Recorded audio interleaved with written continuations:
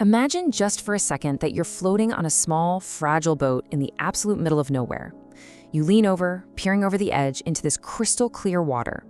You're expecting to see the sandy bottom, maybe a few fish, right? But instead, an enormous, impossibly dark shadow is just resting there, lurking right beneath the surface. Sends a shiver down your spine, doesn't it? Well, welcome to today's explainer. We are going to plunge headfirst into one of the most famous, utterly terrifying, and fiercely debated sea monster encounters in recorded history. We're talking about the legendary Hook Island sea monster. Together, we're going to unpack this entire saga and uncover whether this was a true living leviathan of the deep or perhaps something entirely different. So let's set the scene.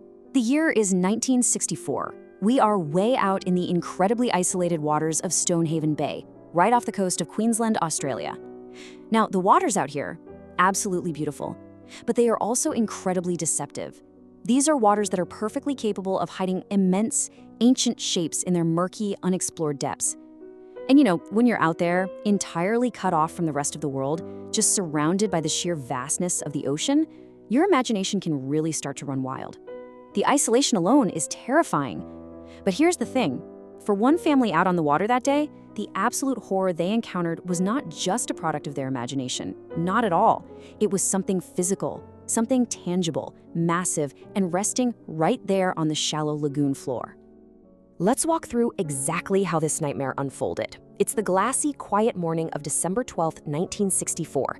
French photographer Robert Le Serrec, his family, and an Australian friend are casually crossing Stonehaven Bay. It's around 9 a.m., everything's perfectly normal, but then at 9:15 a.m., the atmosphere completely shifts.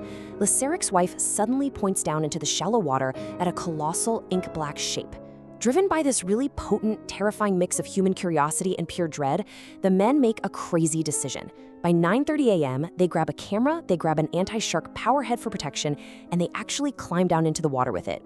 And the photographs they managed to snap that morning, well, by March of 1965, those images would explode onto the pages of magazines all over the globe, literally sending shockwaves through the entire scientific community. Now, we really need to take a second to talk about the sheer, horrifying scale of this beast, because it is crucial to understanding the panic of that moment.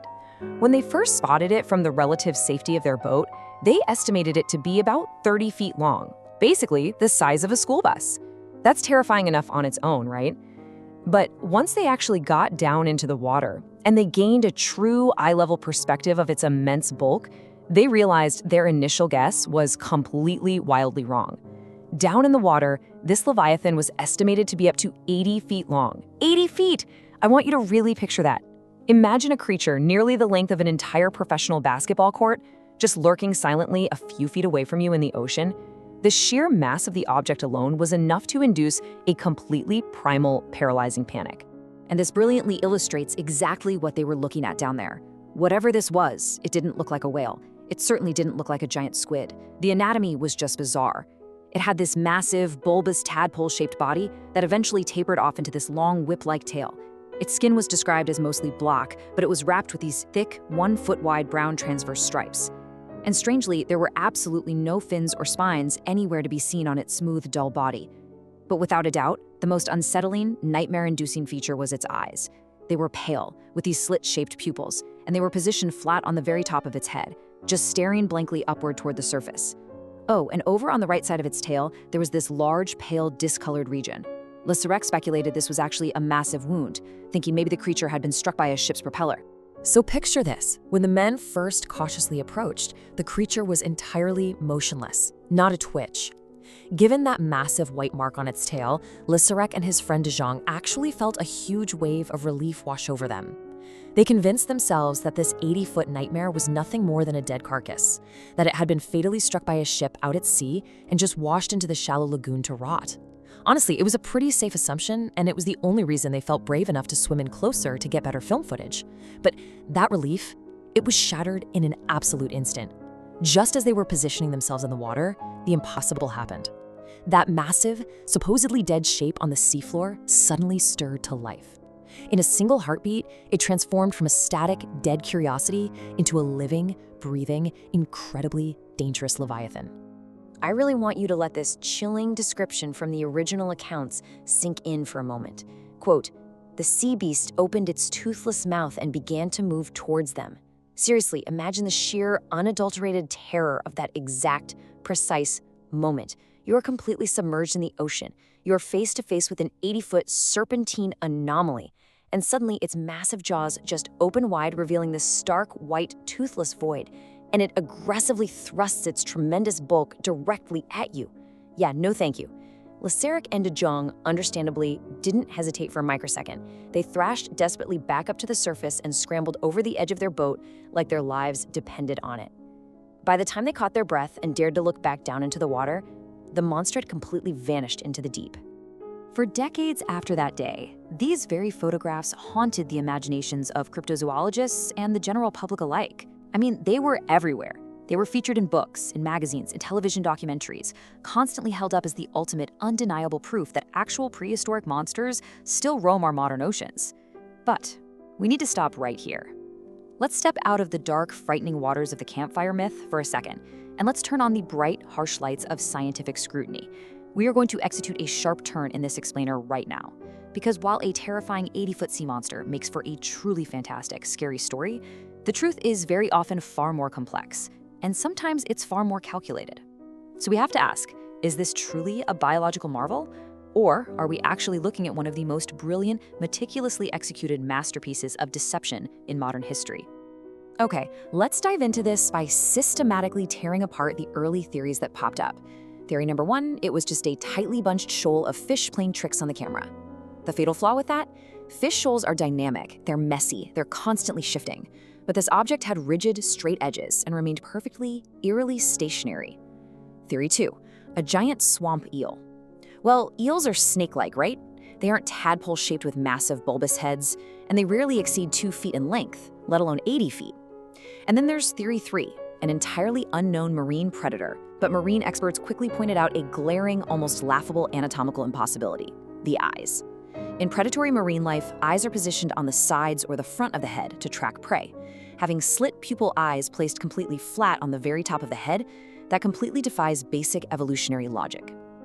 To give you a real idea of just how much this whole ordeal perplexed the scientific community at the time, let's look at the renowned Scottish biologist Ivan T. Sanderson.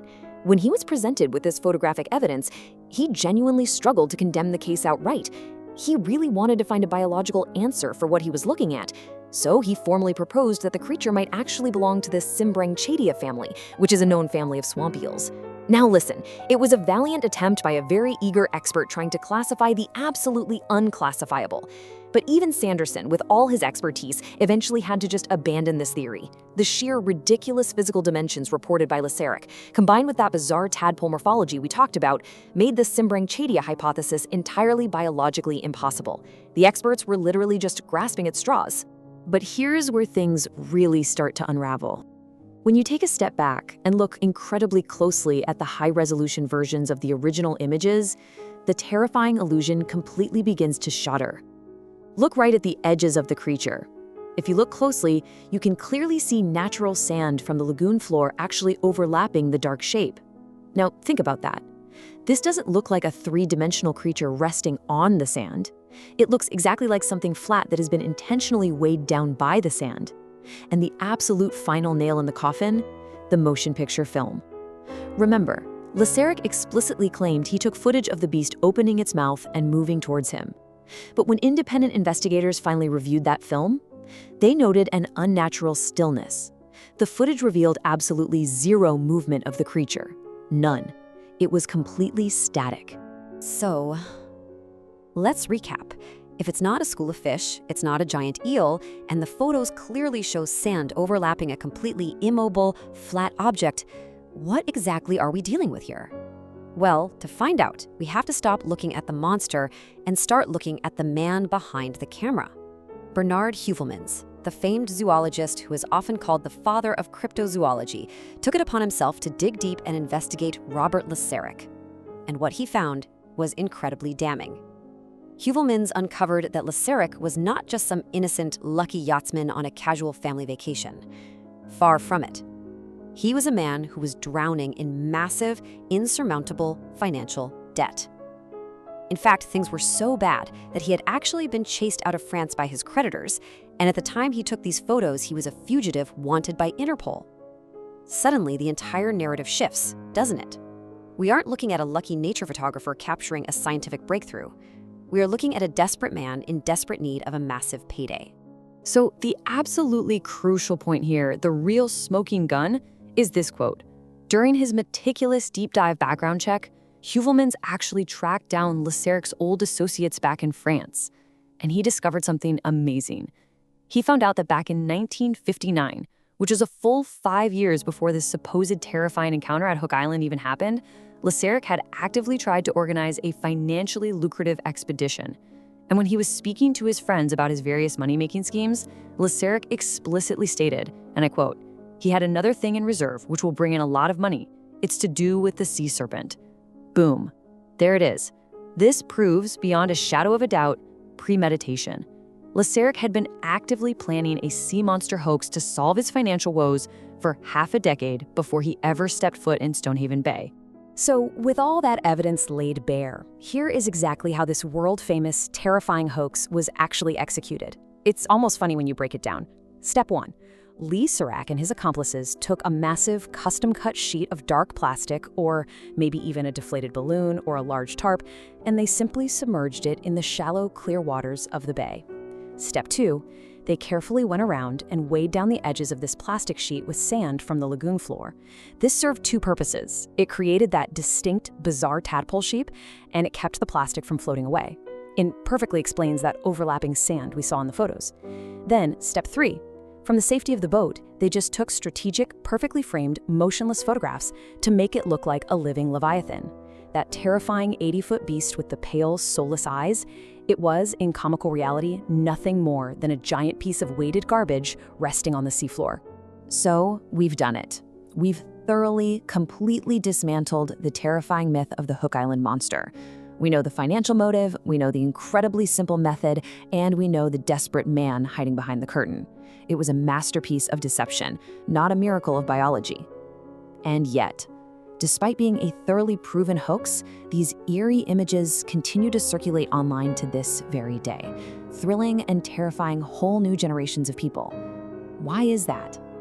Well, I think it's because the ocean is vast, it's pitch dark, and it is still largely unexplored. It represents the ultimate, terrifying unknown. The Hook Island monster, as completely fake as it was, tapped into our deeply primal fear and our awe of what could actually be hiding down there in those murky depths. It forces us to ask ourselves a really interesting question. Even when we shine the bright, unforgiving light of science on our myths, will we ever truly stop looking for monsters in the dark? Think about that the next time you find yourself staring out into the deep, endless blue ocean. Thanks for joining me on this explainer, and remember, keep questioning the unknown.